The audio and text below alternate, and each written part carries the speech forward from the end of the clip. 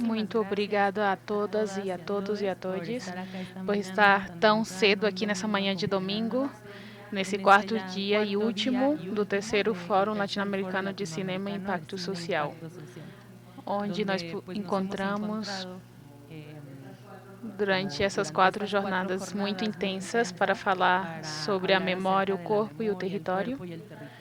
E essas são dimensões que, como a gente já veio conversando, nos atravessam, mas também nosso belo território da América Latina, pois vemos que temos feridas que também atravessam o corpo e a memória e o território, e que são feridas que continuam abertas, como podem ser em muitos casos, essas desigualdades estruturais que nós vemos que se repetem, que estão na nossa região, que estão no despojo, na violência, na discriminação e nas quais, através do audiovisual, a partir desse espaço, nós apostamos para fazer frente a isso.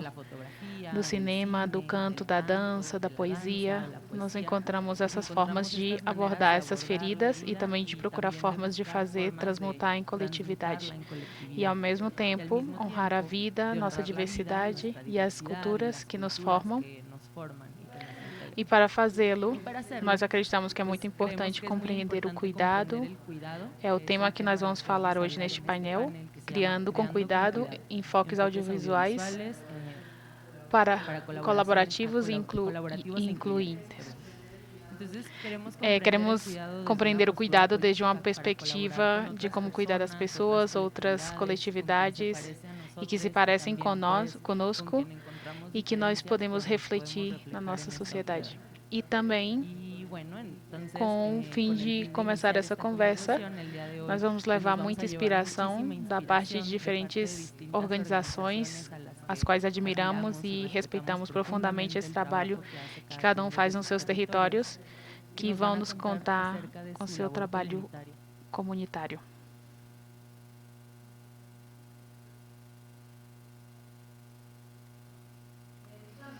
Então, nós vamos levar essa inspiração e vamos a pensar como estamos com os cuidados dos nossos projetos, nos espaços que nós trabalhamos, em diferentes etapas do que nós temos como a produção, a distribuição audiovisual e como nós contamos as histórias, as pessoas que as relatam, as comunidades com as quais colaboramos e também os nossos públicos.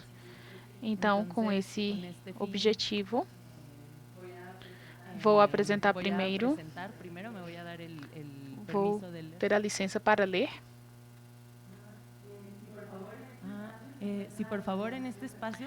Nesse espaço está Liliana Angulo.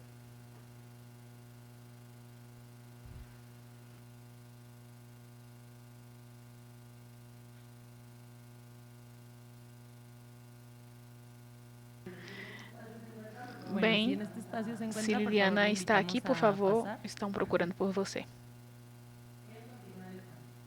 Continuar com o painel. Enquanto isso, eu vou apresentar os painelistas que estão aqui nessa manhã. Muito obrigada por nos honrar com sua presença hoje. Em primeiro lugar, quero apresentar Olinda Tupinambá, que vem do Brasil. Ela é jornalista, curadora, cineasta e ativista meioambiental. Desde 2015, ela fez documentários, ela produziu e dirigiu 10 obras audiovisuais independentes. Ela já participou de várias diferentes amostras de cinema.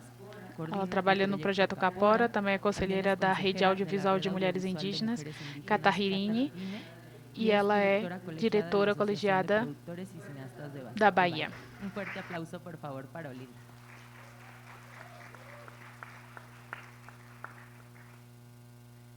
Também está cá conosco Dana, que vem do México, e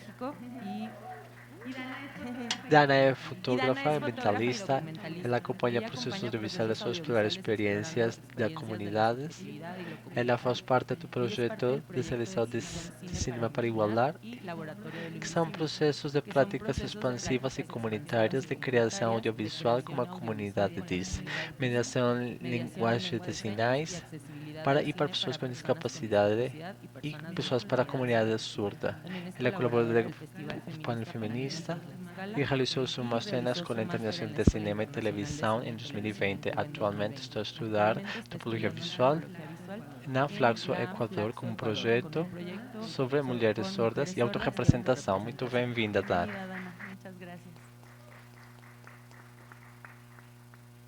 Nos acompanha também Jorge Aguto, do Peru. Ele é um jornalista e comentador. Ele é autodidata, cuida de países da costa norte do Peru. Ele é fundador e diretor da agência de notícias Reville, é um referente de comunicação intercultural e está há 2 décadas trabalhando com esses temas culturais e de direitos humanos. Seja bem-vindo, Jorge. Nós também temos o Gustavo, que vem desde aqui da Colômbia, e o Gustavo é indígena de um povo Nas, originário do resguardo de indígena, é um resguardo indígena de Santa de Quilixau, Cauca. Trabalha em processos de comunicação, investigação, participação e ação em distintas organizações indígenas sociais, desde o âmbito local e regional. Atualmente trabalha como coordenador da área da comunicação da Comissão Nacional de Propriedades Indígenas e trabalha no documental da conservação. Muito bem-vindo, Gustavo. Também temos a honra e o gosto que está aqui Liliana Angulo, com uma ampla trajetória como artista e pesquisadora. Liliana é diretora do Museu Nacional da Colômbia.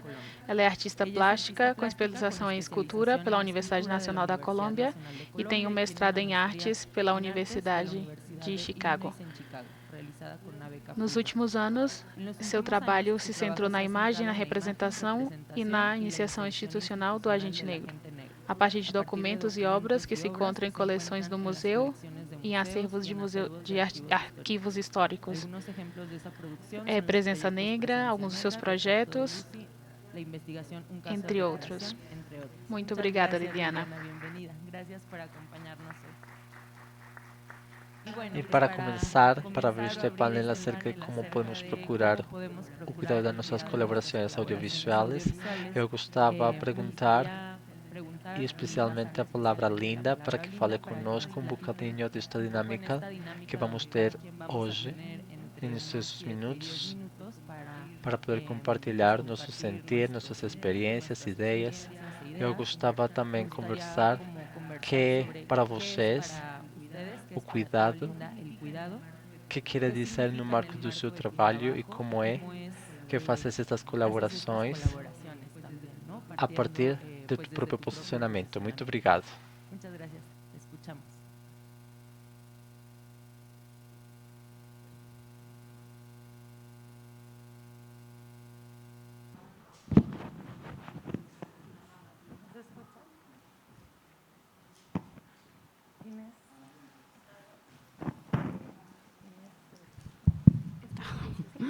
Olá, bom dia a todos e a todas. Bom, eu acho que eu vou começar a falar um pouco sobre a minha relação com o cinema, como é que ela começou, para vocês entenderem, talvez, o cinema que eu faço. Eu fiz comunicação e, durante o período da faculdade, me perguntaram o que eu queria fazer de conclusão de curso, né, o trabalho que eu queria entregar. E eu tinha a possibilidade de fazer várias coisas. Um jornal, um livro. E uma das professoras me falou assim, tem a possibilidade também de você fazer um filme, um trabalho de audiovisual. E, quando eu fui pensar sobre isso, eu percebi que era, de fato, a ferramenta que mais poderia dar acesso às pessoas da minha comunidade para se ver nesse trabalho, porque existia várias pessoas que iam nas comunidades, na minha principalmente, faziam seus trabalhos de conclusão de curso e não retornavam. E aí, naquele momento, eu desejei fazer um trabalho com audiovisual. E eu nunca tinha pegado em uma câmera Na verdade, eu acho que eu nunca tinha nenhuma foto, nunca tive nenhuma foto minha, né? Porque sempre tem aquela coisa de quem vai não volta, assim. Então, isso eu acho que foi uma coisa que me pegou muito. E aí, quando eu decidi fazer o audiovisual, eu estava no período da faculdade, eu ganhei uma bolsa para trabalhar com a comunidade quilombola e eu fui juntando esse dinheiro para comprar uma câmera. E aí eu comprei essa câmera para fazer esse audiovisual e foi meu primeiro trabalho, que é um documentário que se chama Retomar para Existir, que conta como uma das lideranças da minha comunidade, as estratégias, na verdade, usadas durante 30 anos para reconquistar o território. Então, a minha comunidade foi expulsa do território e a gente levou mais de 30 e poucos anos para voltar de novo para o território. Então, o filme conta essa história, a volta para o território. E eu fiz esse filme para eles, pensando neles, e 2 anos depois, deixa eu ver, 2015, não, 1 ano e meio depois, esse filme, de fato, ganha visibilidade dentro do circuito de festivais, né? Eu fui convidada para escrever o filme dentro de um festival, e aí foi quando, de fato, ele ganha visibilidade, assim, porque eu não entendia nada sobre distribuição de filme, isso não era uma realidade para mim, eu não entendia como é que acontecia, como é que essa cadeia, né, de produção do audiovisual funcionava. Então, em 2017, 1 ano e pouco depois, o filme ganha visibilidade, principalmente dentro do próprio movimento indígena. Mas, mais uma vez, eu acho que o cinema me abriu assim umas portas, porque, durante o festival, aí eu fui uma das pessoas que tinham sido convidada para debater e conversar sobre o cinema, sobre o filme. E aí, Thaís Brito, que é a idealizadora de um dos maiores festivais de cinema indígena do Brasil, me convidou e me falou sobre um edital que estava rolando lá na Bahia, do Calendário das Artes. E ela falou assim: você não disse que tinha vontade de fazer um documentário sobre as mulheres? Está rolando tal edital. Me mandou o edital. E aí eu escrevi e fiz meu segundo filme, que foi um longa, que se chama Mulheres que Alimentam, que conta a história de 4 personagens mulheres indígenas, depois da volta para o território, como é que elas estavam fazendo para alimentar suas famílias. Então, eu digo que meu cinema é um cinema que tem a ver muito com o meu corpo, então, enquanto um corpo político que ocupou esse espaço, né, que viu neste lugar uma ferramenta de luta e que deseja falar sobre histórias invisíveis, ou histórias que foram invisibilizadas, ou que não tiveram espaços para ser contadas. E eu acho que assim eu inicio o meu caminho assim, no audiovisual, e eu acredito que cada produção que eu faço,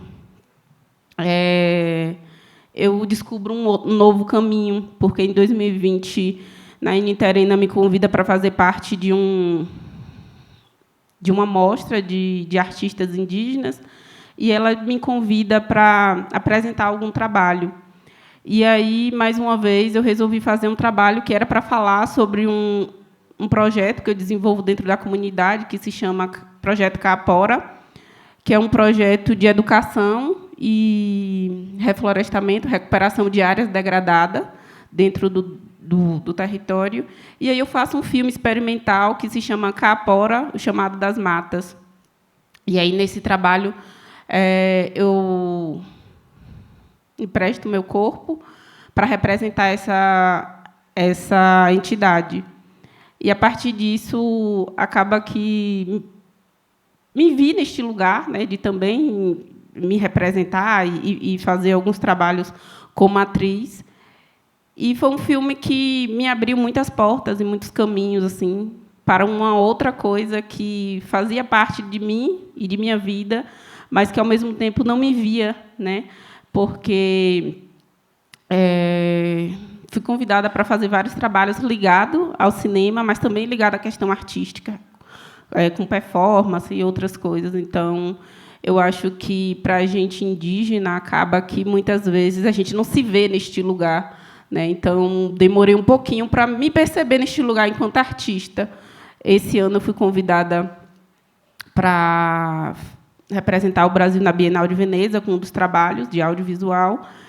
E isso, para mim, me levou a pensar mais sobre o que é o cinema, quem é Olinda, né, de onde que Olinda vem, e quem é que valida o cinema de Olinda, quem é que valida se Olinda é um artista ou não.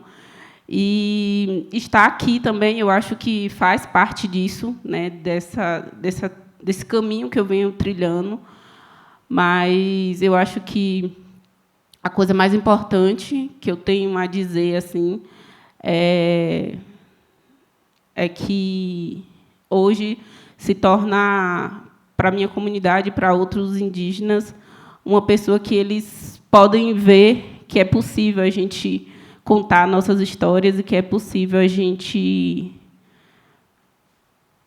estar no meio sem perder a nossa identidade, sem perder quem nós somos. Eu acho que isso é a coisa mais importante que eu tenho aprendido e perceber o quanto o cinema ele é capaz de fazer com que a gente conheça outras pessoas e podemos trocar com essas pessoas, né? Porque eu acho que talvez se não fosse o cinema, eu não estaria aqui hoje. Então, queria agradecer mesmo por essa oportunidade, por a gente estar discutindo todas essas questões relacionadas ao cinema, às histórias, porque tenho certeza que tem muita gente comemorando comigo estar aqui hoje.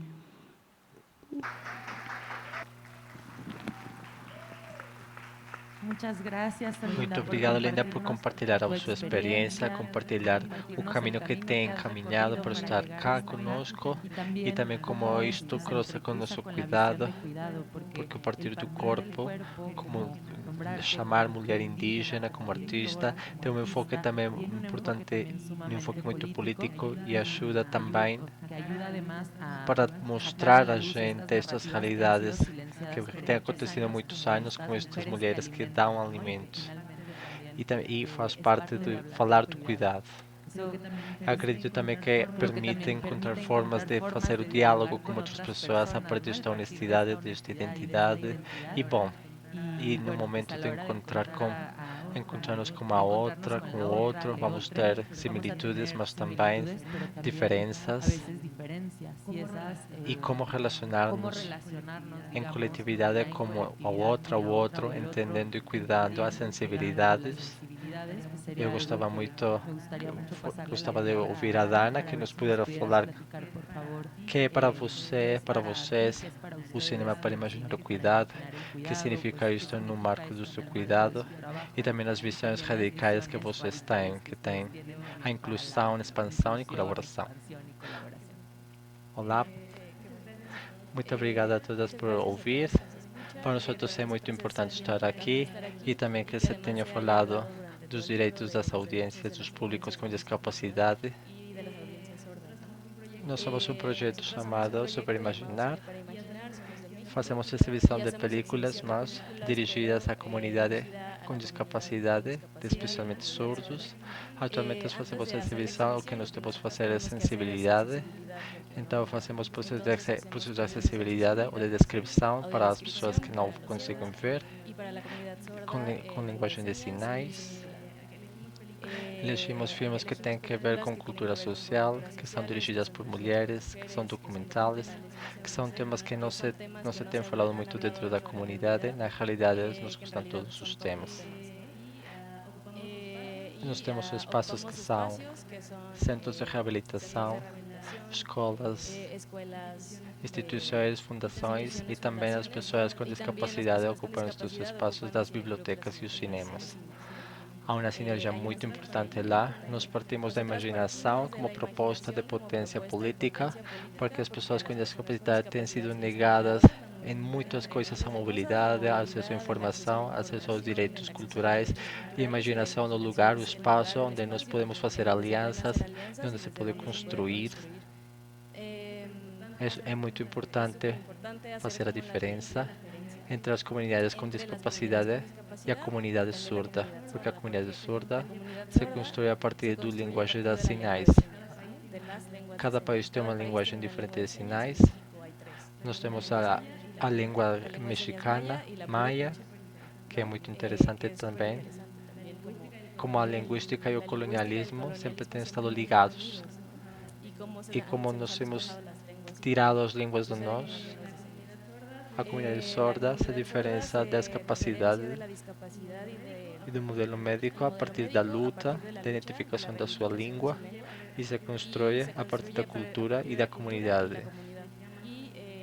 E nós somos chamados de minoria linguística, então fazemos uma luta muito importante, longe destas lutas da discapacidade, que também têm uma história muito grande, muito importante, mas está a imaginação e também construímos desde uma ideia que se chama expansão social, que faz frente diretamente à ideia de inclusão.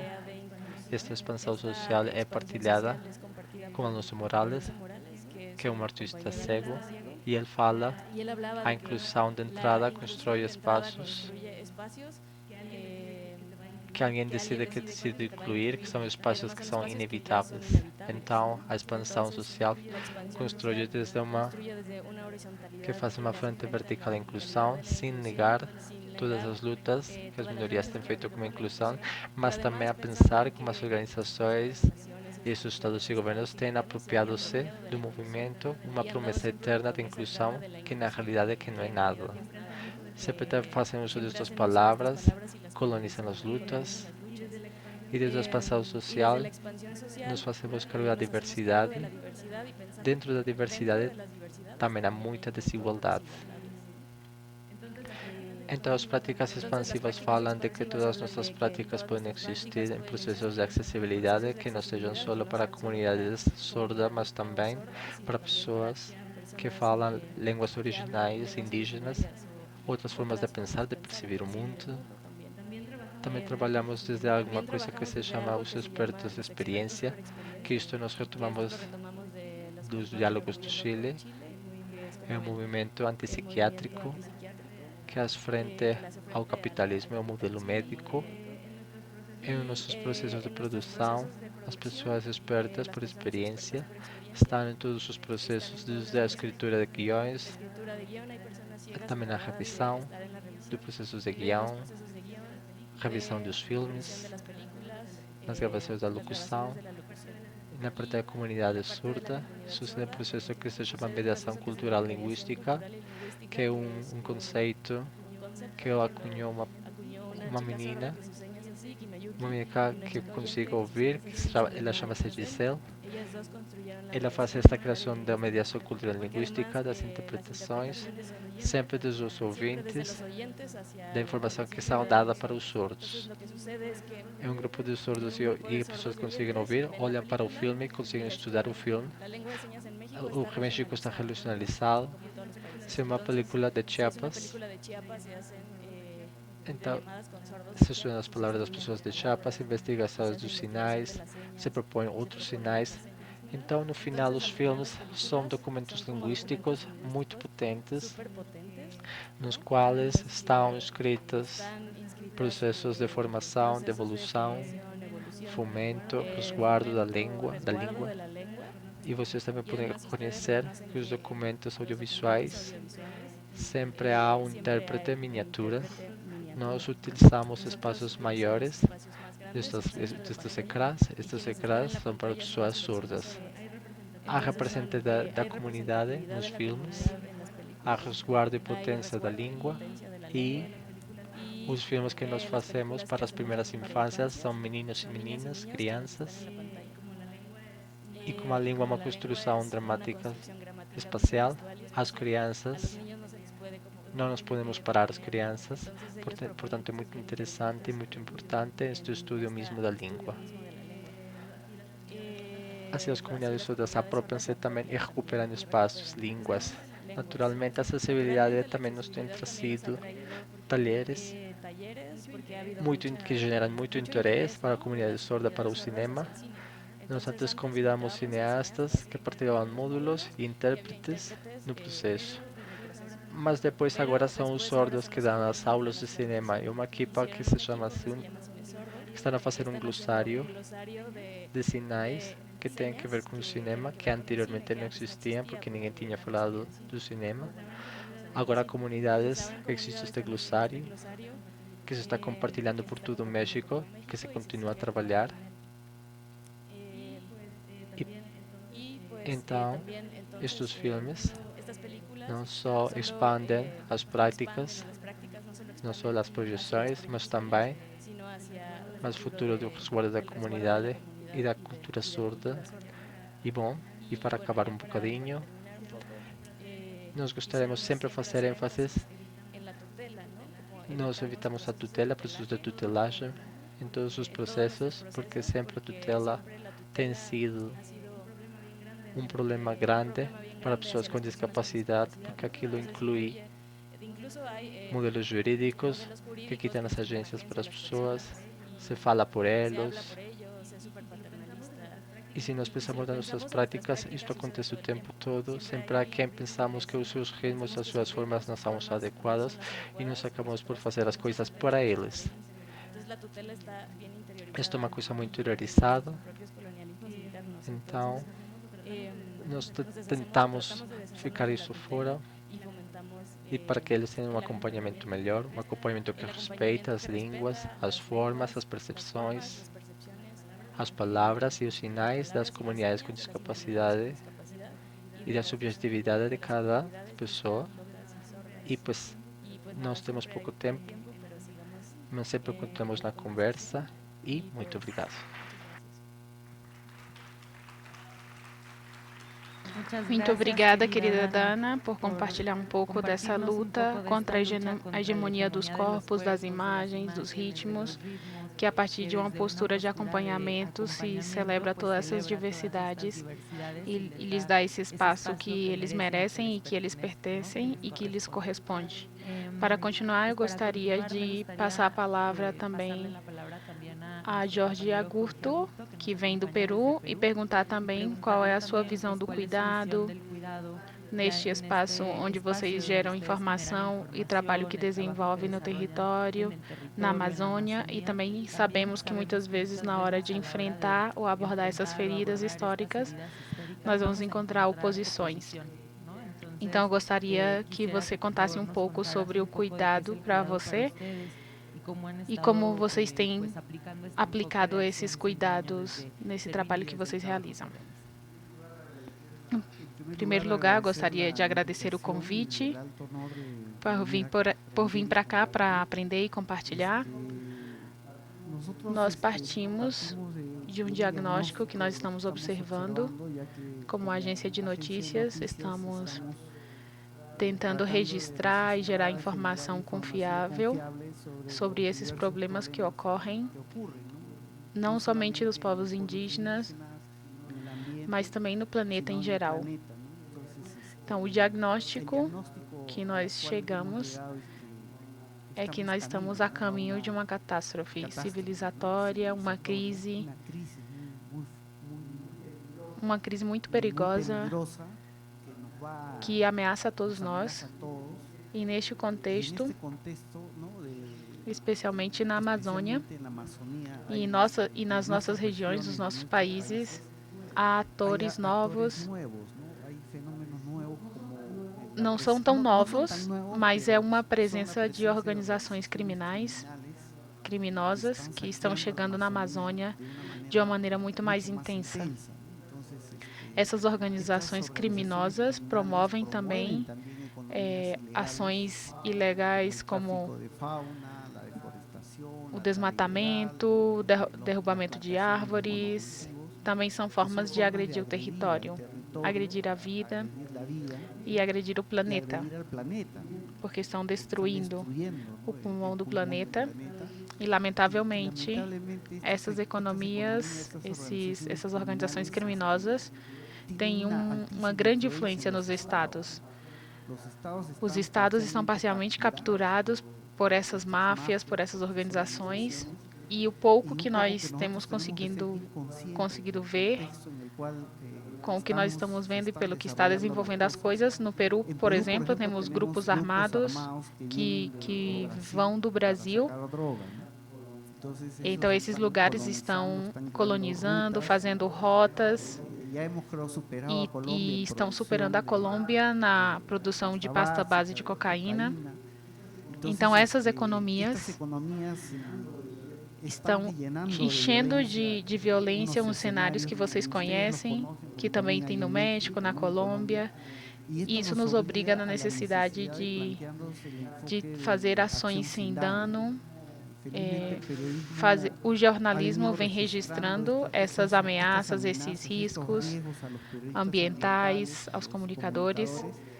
E também há um foco em ações sem dano que tentam tornar consciente sobre os riscos, sobre a segurança e adotar protocolos de segurança que são necessários conhecer e que em poucos minutos eu não conseguiria falar sobre todos eles, mas seria interessante tornar isso extensivo, falar sobre esses enfoques para evitar riscos desnecessários, para gerar informação sobre a situação, mas também reduzindo. Não é possível eliminar totalmente, mas não devemos dar bandeira. Nós temos que cuidar. Se nós temos nesse propósito, nós temos que nos cuidar e assumir alguns desafios comunicativos que eu gostaria de destacar. Um desafio comunicativo é percorrer as vozes, os sentimentos, os pensares a partir dos territórios. Não é uma coisa simples que se pode fazer de maneira individual ou como uma unidade de produção audiovisual. Eu acho que nós temos que criar laços de relação mais fortes, de acompanhamento, nas próprias comunidades, que são amazônicas, e isso passa por vários momentos, inclusive incluí-los, como tornar mais expansivo, mais horizontais, e cuidado, porque isso não é uma opção. Eu escolho ser colaborativo, eu escolho ser expansivo, mas isso é uma necessidade com o que acontece nos territórios. Não podemos registrar sempre, temos que gerar capacidades, compartilhar ferramentas para que os próprios sujeitos desses ambientes ameaçados possam gerar suas próprias formas de vivenciar essa sensibilidade. Até as plantas sentem. Há uma sensibilidade na biodiversidade. Como a abelha sente, como o besouro sente, como escutam. Tudo tem um nível de sentir. E nós que vivemos no contorno urbano não temos noção, mas é muito importante ter essas alianças a partir dos territórios, porque eu acho que há um jornalismo, uma comunicação indígena que vem dos territórios e que é muito mais forte para poder enfrentar. Outro tema também é tentar construir laços articulados, porque o desafio é como fortalecer, como reconstruir os universos tecidos de comunicação que acontecem de diferentes maneiras e de divisão. Eu acho que alguns do jornalismo, alguns documentários, alguns da ficção, alguns da literatura, outros de narrativas, outros de depoimentos orais, etc. Todos nós deveríamos ter mais claro qual é o norte,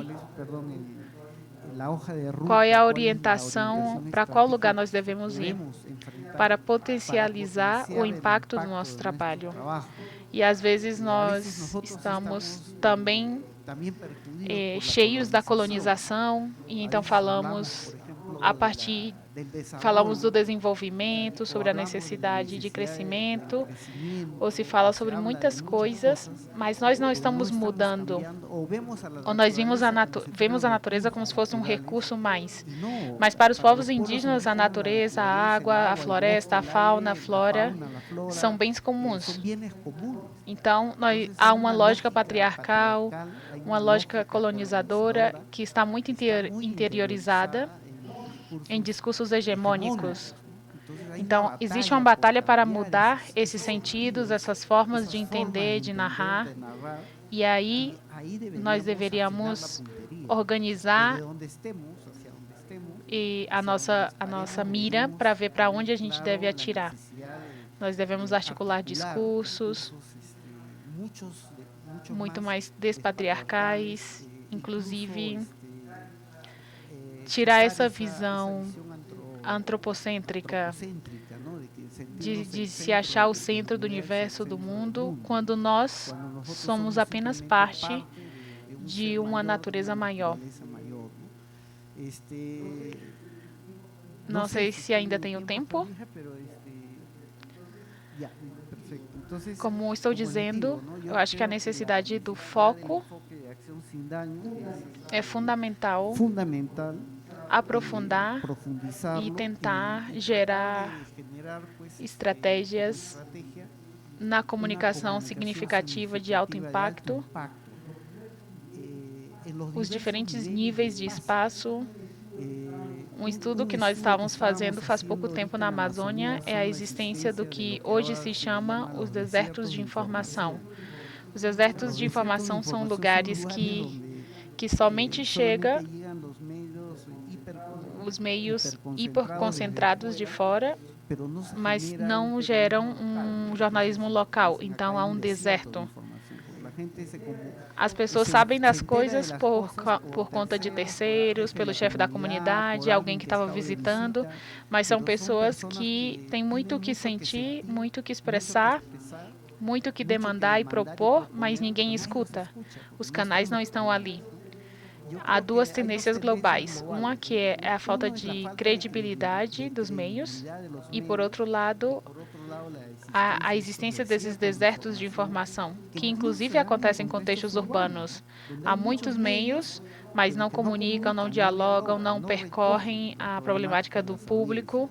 E eu acho que esses fenômenos, essa tendência deveriam ser aproveitadas para tentar gerar uma comunicação significativa de alto impacto, que valorize inclusive a comunicação interna, a comunicação interior, familiar, porque às vezes nós vivemos em comunidade, vivemos em bairros urbanos, mas não há um diálogo.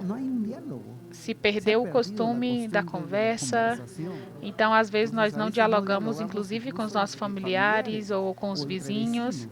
Então é como se os tecidos de comunicação, temos que reconstruir esses caminhos em diferentes níveis. Este desafio é enorme, que estão nas crises globais, temos que ativar cada contribuição, por menor que seja ou que pareça ser, é importante. E a dimensão é enorme.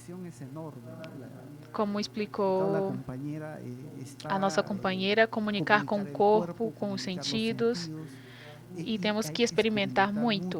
E, particularmente, eu tenho muita fé de que deste evento saia algo mais fortalecido a partir dessa data, dessa experiência. Já não sejamos os mesmos, sejamos de outra maneira. Como estávamos lendo o comunicado no início, que sejamos cada vez mais potentes e mais efetivos e mais integrados e mais poderosos.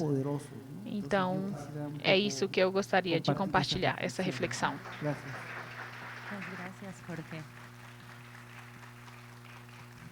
É muito importante compartilhar conosco, contar histórias nestes contextos de risco, como conseguir essa comunicação significativa que abraça também o que acontece no interior das comunidades, mas que ao mesmo tempo podamos fazer sem minimizar os riscos e os danos da melhor forma possível.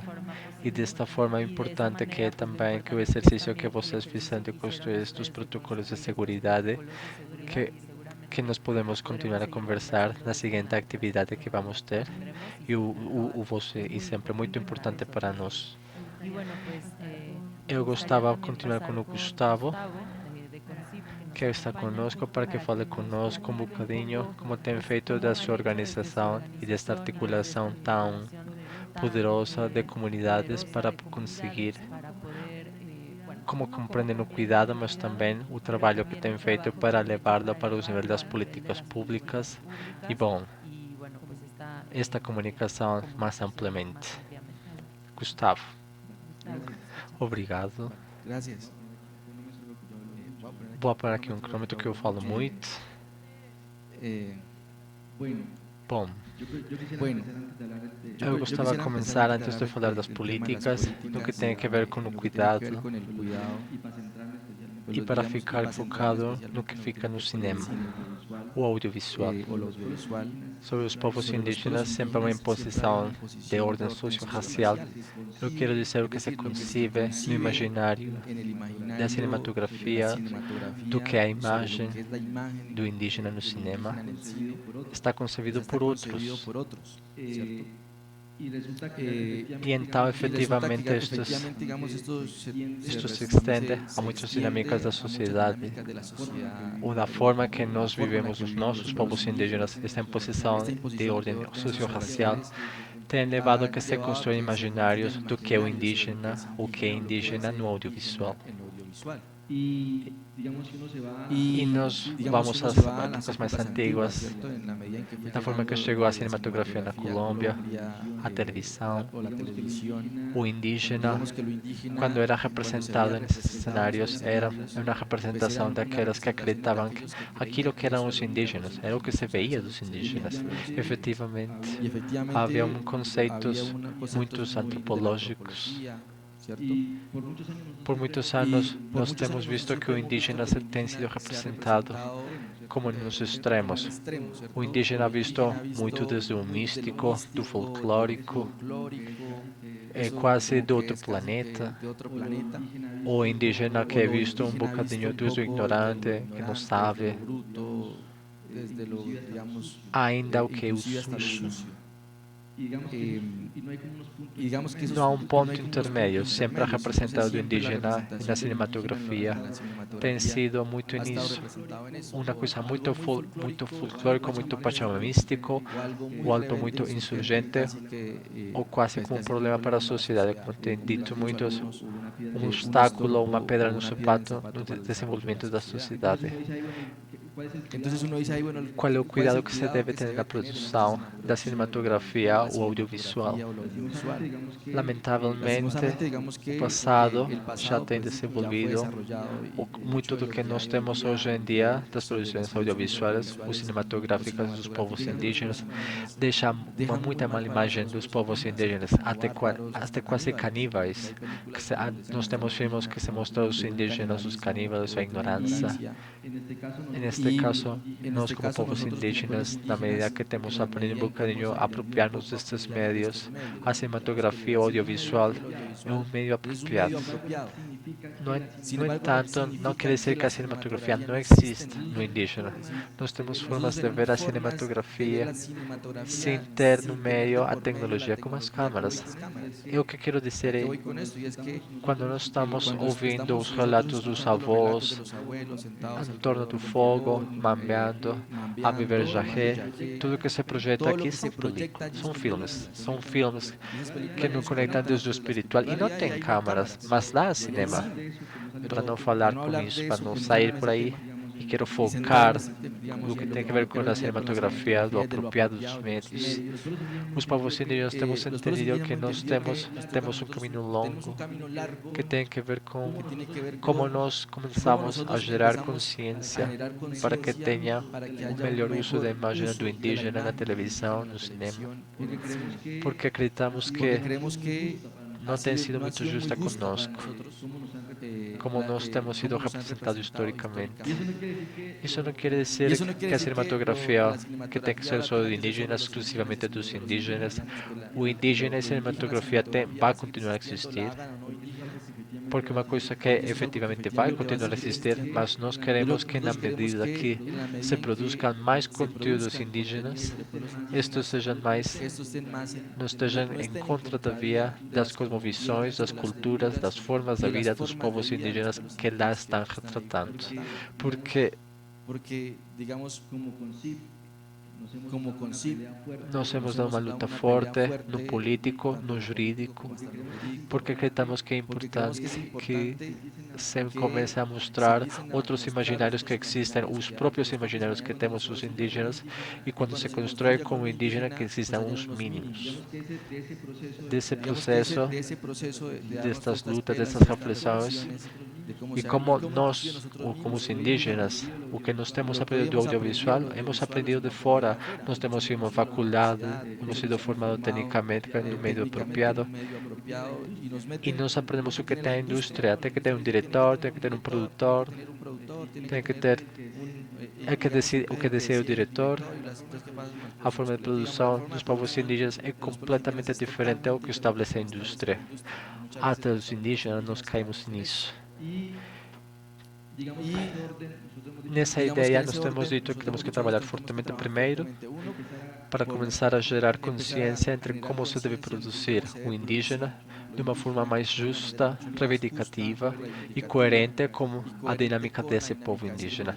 Porque não é possível que, por exemplo, há casos em filmes onde eu lembro-me muito, uma parceira indígena do povo Guaju estava muito enfadada porque um filme indígena, eu digo indígena, mas não foi feita por indígenas, mostrava a exumação de uns cadáveres, um ritual que fazem nos Guajus, uma exumação, e mostravam como limpavam os ossos, e a parceira estava muito indignada porque é uma coisa muito íntima, muito do povo, que não tem que estar exposta em um ecrã, e não numa forma dessa dinâmica.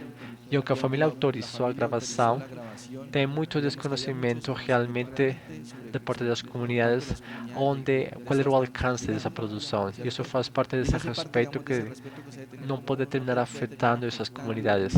Tem tido muitos filmes que fizeram nos anos 70 no povo Gunal, e o professor Dourado da Universidade do Valle, que fez um filme em 2002, dos impactos que gerou ter feito seu filme nesse território. Como esse mesmo processo Dourado, se fez uma reflexão como impactou de forma negativa as comunidades e os territórios. Tudo isso faz parte de como tem que ser cuidadoso na forma que você vai produzir. E isso que você produz nunca deve estar em função de acabar ou afetar essa população.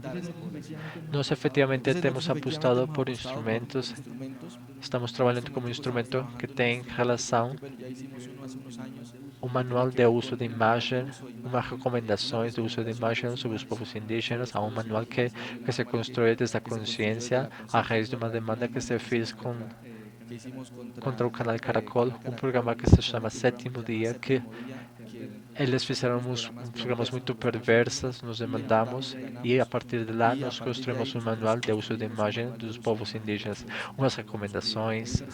Agora, recentemente, do Ministério da Cultura, nós temos trabalhado num protocolo sobre como se pode entrar no produto a um território indígena. Quando a produção quer fazer um território indígena, o que tem que ter em conta para ter um melhor processo de acercamento, articulação e consenso com os povos indígenas no momento de produzir conteúdo audiovisual nesse território. E, finalmente, partindo de dar uma ordem, estamos a trabalhar um instrumento jurídico sobre direitos de autor de expressões artísticas culturais nos territórios indígenas. Isto quer dizer que, efetivamente, muitas vezes o tema dos direitos queda muito perdido e as comunidades não conseguem entender isto. Nós juntamos, no marco do Plano Nacional de Desenvolvimento, acordamos com o Presidente a construção de um documento jurídico que dá garantias aos povos indígenas para que se respeite e se salvaguarde os direitos dos povos. Este documento jurídico foi construído com os direitos de autor. Nós temos agora uma primeira fase Temos uma jornada de trabalho interinstitucionais com muitas entidades para poder harmonizar muito mais este documento. Nós vamos fazer uma consulta nos territórios, ter uma retroalimentação e acreditamos que essa é uma ferramenta que vai permitir aos povos indígenas poder controlar um bocadinho o tema dos direitos, que é uma coisa muito importante para ter em conta. Eu acredito que há muito trabalho que temos que fazer, efetivamente não temos lutado muito por isto, desde o jurídico. Estamos também construindo uma política pública sobre patrimônio audiovisual dos povos indígenas. Acreditamos que é importante que há um capítulo é fundamental para poder se salvaguardar também muito do que é a produção audiovisual dos povos indígenas. São apostas que nós temos empreendido para poder começar a gerar cambios, mudanças. Porque nós dissemos, nós queremos que a produção audiovisual indígena seja exclusivamente indígena, mas se pode fazer de uma melhor forma. Eu acredito que todas as regras de fogo que nós estamos criando podem melhorar um bocadinho a relação e o imaginário indígena, que pode ter outro lugar daqui no futuro. Obrigado.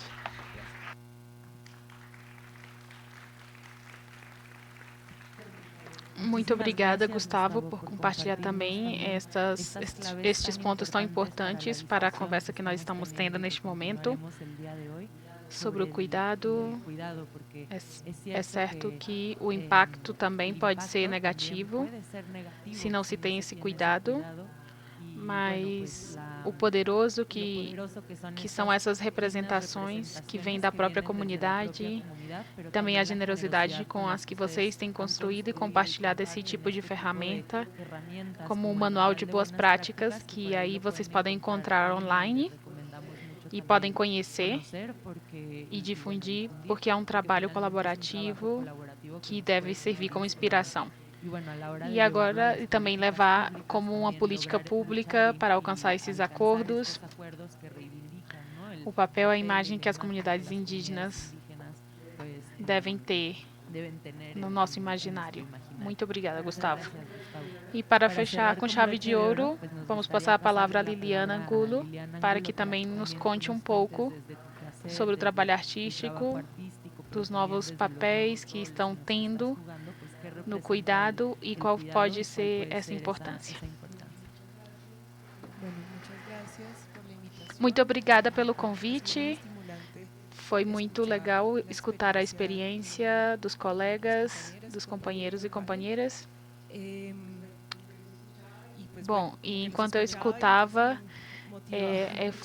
foi me motivando muitas ideias, mas eu vinha pensando, em particular, falar sobre o processo de audiovisual do Manicongo, que é um processo nacional de pessoas que fazemos práticas audiovisuais, cinema, televisão e diferentes meios. No caso, eu me movo mais como artista plástica das artes visuais. No grupo, há pessoas que fazem animação, há pessoas que fazem o audiovisual para a defesa de seus territórios, processos de gênero, serviços comunitários. Há uma grande diversidade na prática audiovisual nas comunidades negras, raizais e, em geral, nos processos urbanos. Há várias colegas, companheiros e companheiras que participam desse processo. Digamos que o Ida Manicongo significa vida e significa imagem na língua creole que se fala em San Andrés e na língua é um festival que se chama Fica Conta Quinte, que fez um conselho audiovisual. Isso seria os interesses inquiridos como política pública, porque nesse momento, digamos que havia poucos editais no cinema afro e no tema dos jurados, como as instituições contratavam os jurados que eram branco, mestiças e que não tinham realmente conexão com os processos comunitários de diferentes territórios. E desse modo, em lugares que terminavam em suas decisões, invisibilizando processos que eram fortes, porque não cumpriam com os padrões do campo audiovisual. E por isso mesmo, terminavam não cumprindo com o propósito e eles debilitavam os processos que, com muito esforço, tinham sido feitos, porque sempre havia esse desinteresse. Então, era para gerar e incidir no desenvolvimento nos últimos anos dessas políticas públicas. Nós temos visto uma incidência junto com o Ministério de Cultura, que é o projeto Afrocolômbias, que também está gerando muitas incidências nesse sentido. No entanto, digamos que no interior do processo coletivo de UIDA, e para falar sobre o tema do cuidado, começamos a ver que nós mesmos temos também muitos temas que trabalhar internamente nos nossos processos coletivos, uma forte matriz patriarcal dos processos. E então, as mulheres da UIDA pensávamos na necessidade de trabalhar a partir de uma lógica interseccional, pensar como dentro, não apenas tentar fortalecer o campo audiovisual afro, no sentido geral, mas também ir nas particularidades dentro desses processos, porque nos diferentes territórios nós lidamos com diferentes coisas. No território onde tem eletricidade, outros não. Alguns têm eletricidade só por algumas horas no dia, às vezes tem conexão, não tem acesso à conectividade de internet. E também conectava muito com o que dizia Olinda, o acesso das mulheres às câmeras, aos equipamentos, é muito mais comum entre os homens. Então, nós começamos a ver que realmente essa incidência em políticas públicas também deve incidir que, efetivamente, as práticas das mulheres na comunidade LGBTI, dentro das mesmas comunidades afro, devem poder ser fortalecidas. E também confrontar com as violências que ocorreram dentro do mesmo processo, como a necessidade de que a gente tome consciência como nós nos tratamos entre a gente, muitas mulheres se sentindo violentadas nesse processo, principalmente porque esquecíamos, estávamos tão metidos dentro, tentando colonizar a questão afro para fora e institucionalizar dentro do campo audiovisual, que tivemos uma debilidade em ver como dentro do mesmo processo, pessoas que estão fazendo um trabalho se sentem violentadas pelos companheiros, ou se sentem invisibilizadas, ou que suas necessidades não são levadas em consideração. Então, sinto que muito do que nós tivemos que fazer dentro dessa intenção de gerar incidência e gerar mudanças, também passa por temas políticos, cuidados entre nós mesmos e também como um esforço próprio de descolonizar nossas próprias práticas e tentar ver que essa necessidade de chegar aos grandes lugares do audiovisual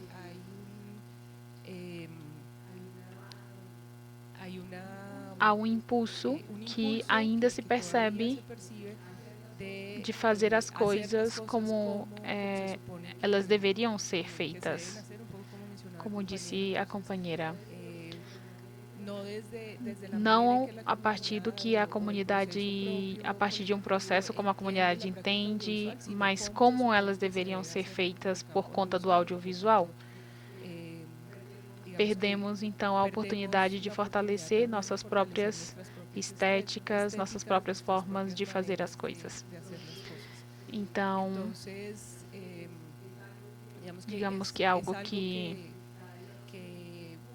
está em curso dentro dos nossos próprios processos, que é muito importante trabalhar, que é importante poder trabalhar, trabalhar o dentro, mas também trago aqui porque sinto que dentro dos nossos próprios processos, as mulheres, as pessoas com deficiência, as pessoas da comunidade LGBTI devem ter um espaço.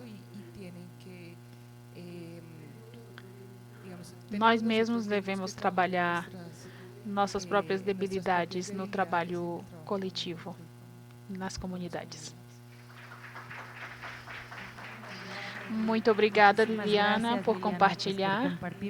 Também foi uma intervenção muito especial para fechar esse painel.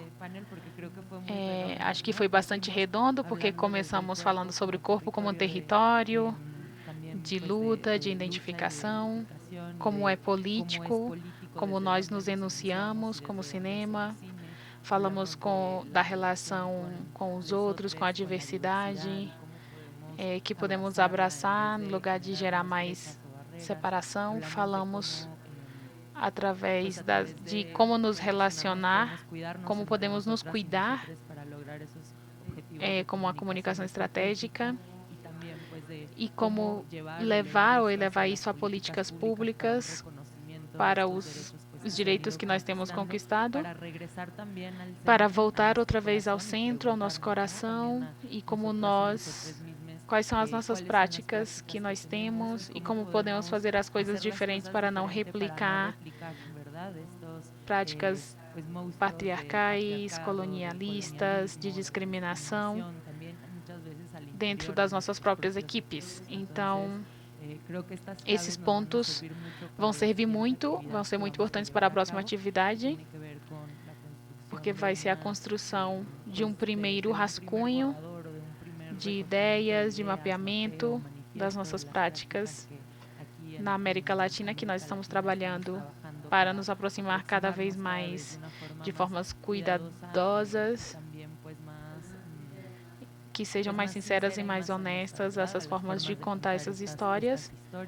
Eu fico também um pouquinho com uma das frases que saíram nas oficinas, de não deixar atrás a ternura, que também é uma frase de cuidado. Então, muito obrigada a todos do painel, um aplauso para todos.